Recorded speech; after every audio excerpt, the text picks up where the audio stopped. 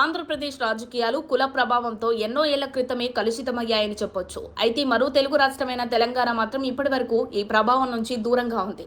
కానీ ఇప్పుడు కాంగ్రెస్ ఎమ్మెల్సీ తీన్మార్ మల్లన్న ఈ పరిస్థితిని మార్చేందుకు ప్రయత్నిస్తున్నట్లు కనిపిస్తున్నారు. ఒకప్పుడు జర్నలిస్ట్గా ఉన్న మల్లన్న రాజకీయాల్లోకి అడుగుపెట్టి కాంగ్రెస్ ఎమ్మెల్సీగా ఎదిగారు.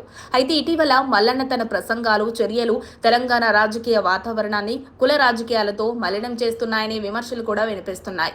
ముఖ్యంగా హనుమకొండలో జరిగిన బీసీ యుద్ధభేరీ సభలో రాబోయే ఎన్నికల్లో బీసీ వర్గానికి చెందిన నేతనే సీఎం కావాల్సిందేనని, అగ్రవర్ణ నేతగా రేవంత్ రెడ్డి చివరి సీఎం అవుతారనే వివాదాస్పద వ్యాఖ్యలు చేశారు. అలాగే తెలంగాణలో ఇప్పటి వరకు బీసీలను చిన్నచూపు చూస్తున్నారని, అయితే ఇప్పుడు తమ ఆర్థిక బలం పెరిగిందని బీఆర్ఎస్ ను కూడా కొనగలమని వ్యాఖ్యానించడం రాజకీయ వర్గాల్లో కలకలం రేపింది. తెలంగాణ అసెంబ్లీలో ప్రస్తుతం 60 మంది ఓసీ వర్గానికి చెందిన ఎమ్మెల్యేలు ఉన్నారని, ఇకపై బీసీ నేతలే అధికారం చేపట్టాలని, లేకుంటే కఠిన రాజకీయ పోరాటం తప్పదంటూ మల్లన్న హెచ్చరికలు చేశారు.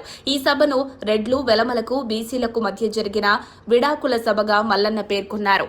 ఇది రాష్ట్రంలో సంచలనంగా మారింది. ఈ వ్యాఖ్యలపై కాంగ్రెస్ పార్టీ నుండి ప్రత్యక్ష ప్రతిస్పందన వెలువడింది. మల్లన్న చేసిన వ్యాఖ్యలు, ముఖ్యంగా కాంగ్రెస్ పార్టీ ఎంపిక విధానాలపై ఆయన చేసిన విమర్శలు పార్టీ లోపల చర్చనీయాంశంగా మారాయి. మల్లన్న తీరుపై కాంగ్రెస్ నాయకత్వం ఆగ్రహం వ్యక్తం చేసినట్లు సమాచారం. నిజానికి మల్లన్న వెనుక ఉన్నది వ్యక్తుల లేక రాజకీయ శక్తుల అనేది రాబోయే కాలంలో తెలియక మానదు. ఈ అభిప్రాయాలతో ఆయన తెలంగాణలో కుల రాజకీయాలను మరింత ప్రోత్సహిస్తున్నారని విమర్శకులు భావిస్తున్నారు. మరిన్ని అప్డేట్స్ కోసం మా కాయ్ టీవీని సబ్స్క్రైబ్ చేసుకోండి. మా వీడియో కనుక మీకు నచ్చినట్లయితే లైక్ చేయండి, షేర్ చేయండి. మీ విలువైన అభిప్రాయాలను కామెంట్ బాక్స్లో తెలియజేయండి.